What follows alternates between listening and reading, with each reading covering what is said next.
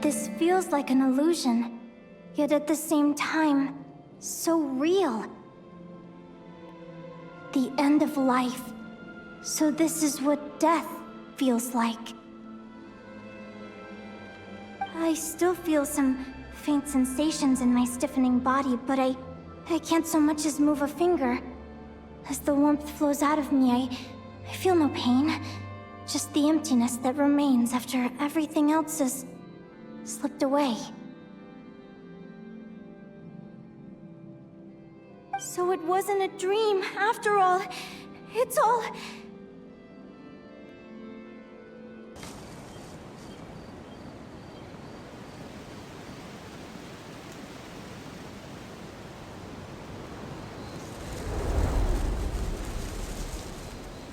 Linnea!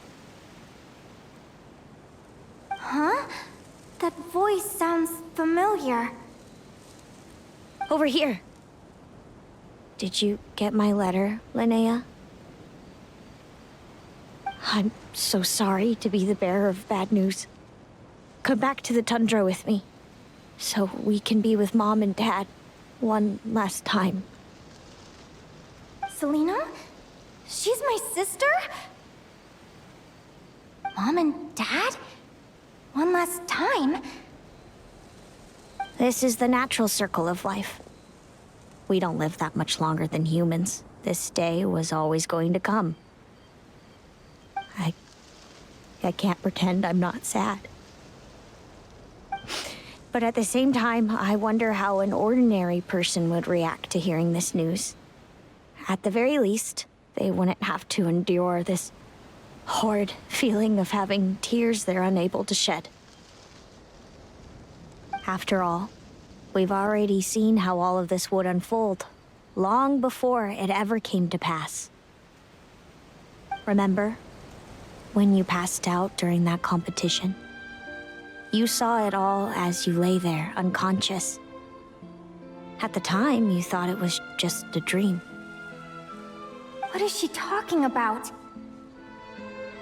No. No. This can't be true. I understand how you feel. One moment you're gazing into the future from the past, the next, you're there, looking back at where it all began.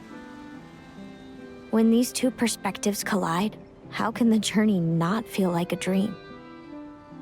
Time flies. One day, we too will grow old. Is it even possible to live a life without regrets? After all that, Celaeno's staying in the room right next to ours? No wonder Augury could pick up her scent. Is anyone there? You're sure this is the right room? Celaeno, I know you're in there. Please, I need to talk to you. Celaeno? I'm not here! R2? Am not! Quit bothering me! Not a chance! If you don't open the door, I'll be waiting right here outside until you change your mind. I have so many questions to ask you. Can you at least answer this one? Who are you to me? Are you my sister?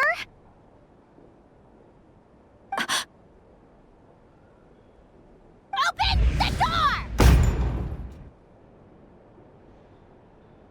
All right. Stop yelling. Come in.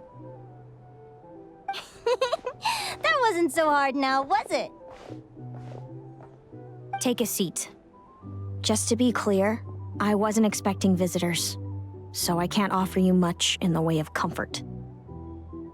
Curiosity is a dangerous trait, Linnea. You're gonna regret coming here.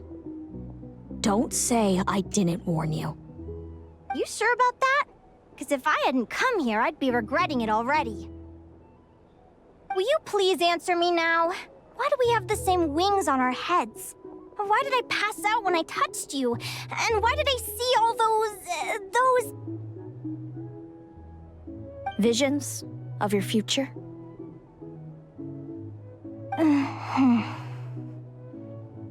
So, it wasn't a dream after all.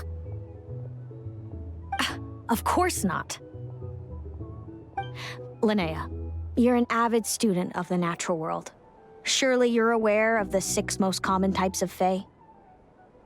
The Vila, Domovoy, Leshy, Volkodlok, Snegovic, and Jack Frosts. Right. Well, there are many less common varieties too. The legendary Lantern Fae, the Sirens with their lilting songs, and us, the Augury Birds. We foretell both disaster and delight, gazing upon the past dawn and future night. Others fear and revere our might, while we alone detest our plight. I've never heard of an augury bird before, or the poem you just recited. That's hardly a surprise. You can count the number of augury birds alive today on one hand. And that includes you and me. So it's true then. We really are family. Family.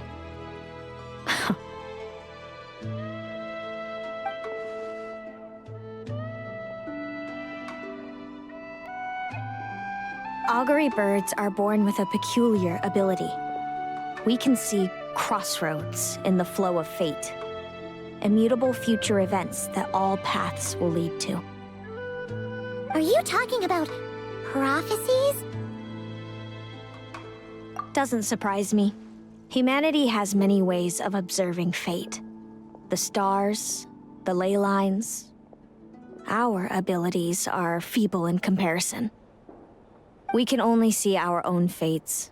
If a friend wants to know their future, or someone is concerned about the destiny of the world, we're powerless to help. But the way it feels to witness your own fate, I trust you understand by now, Linnea. It certainly wasn't fun. Those prophecies brought a flood of emotions with them, from excitement to frustration to bitterness. By the end, all I was left with was a kind of numb emptiness. I had a goal in life, and before I even had the chance to start fighting for it, I saw how it would end. It's like someone spoiled the ending of a story I was really enjoying. Wait till you've tried to defy fate and found how powerless you are to change it. That's when the real suffering begins. Everything is transpiring as I foresaw, yet I am powerless to change it. Fate is an immutable force. I can but lament as the inevitable unfolds. I do wonder whether giving a man the power to see the future is nothing more for him than slowly crush his spirit.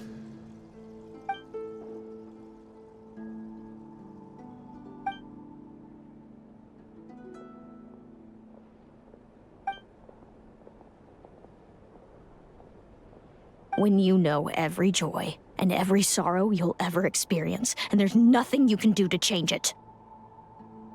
Like you said, it leaves you with a numb emptiness. Generation after generation of augury birds lived with this burden. Until you were born, and our parents found the only solution they could think of.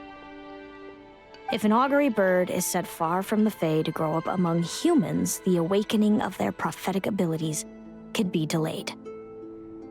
So that's how I became a changeling. What about the child I was switched with? What happened to her? Don't worry, she had the opposite problem to you. She needed to live among the Fae. She was born with a strange, rare disease that humans cannot cure. If she hadn't been switched, she would have died a long time ago.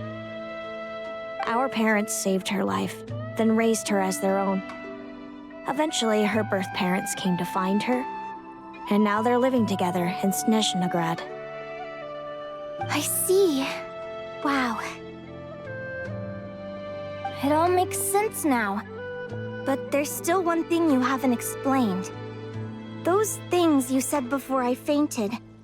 What did you mean by all that? I meant exactly what I said. I don't like you. But why? No reason. So we're back to this? If you won't tell me, I'll have to guess myself.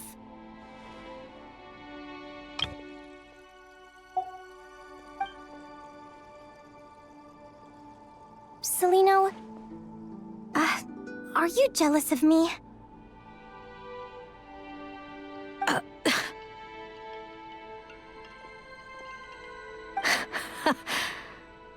Good guess. But I wouldn't call it jealousy. More like resentment. By the time our parents came up with a solution for you and sent you off to live with the humans, I was already tormented by visions. If I'd been born just a few years later. How cruel fate can be. Mom and Dad would sneak over to Nodcry to see you sometimes. They talked about you non-stop. Even that human child got more attention than me. I came with them once, to Nodcry.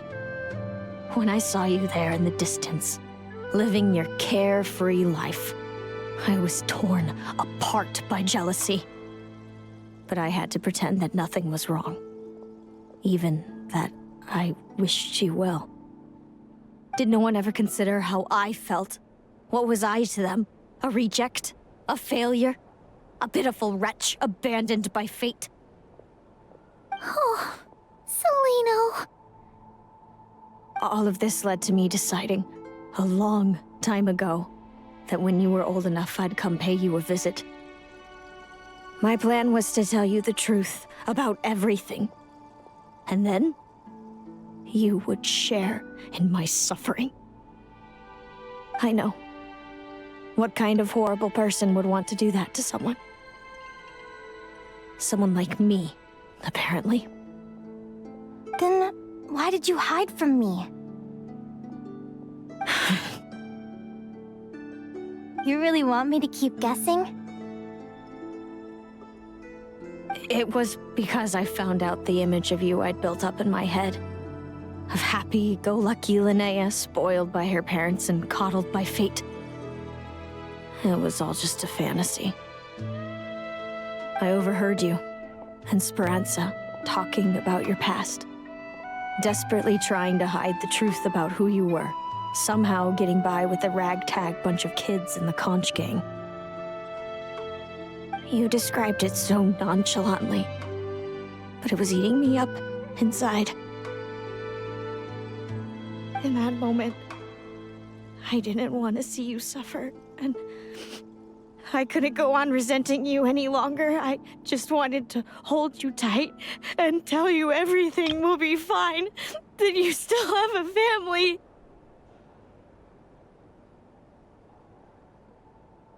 Hey, sis. You're really not cut out to be a villain. So much for making me suffer, huh? Now you're the one crying and I have to comfort you.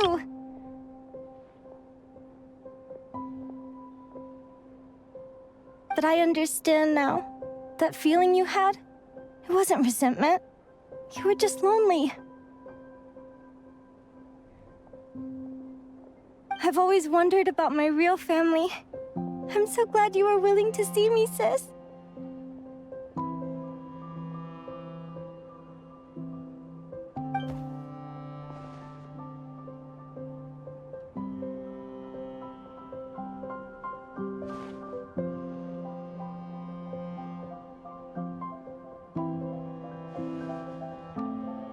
Thank you. All of you. This is not how I expected this to go. Don't mention it. Paimon thinks it's always best to get everything off your chest. That way, everyone can go back to being happy. You're right, Paimon. I haven't been this happy in a long time. Hey, Celaeno. I was wondering, how did you end up with a Radiant Bladehorn as your partner? All the ones I've seen in the wild have been hyper-aggressive. They certainly wouldn't let me get close enough to touch them. We met that time when Mom and Dad brought me to see you in Nodcry.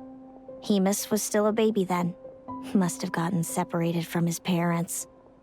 I ended up looking after him for a while.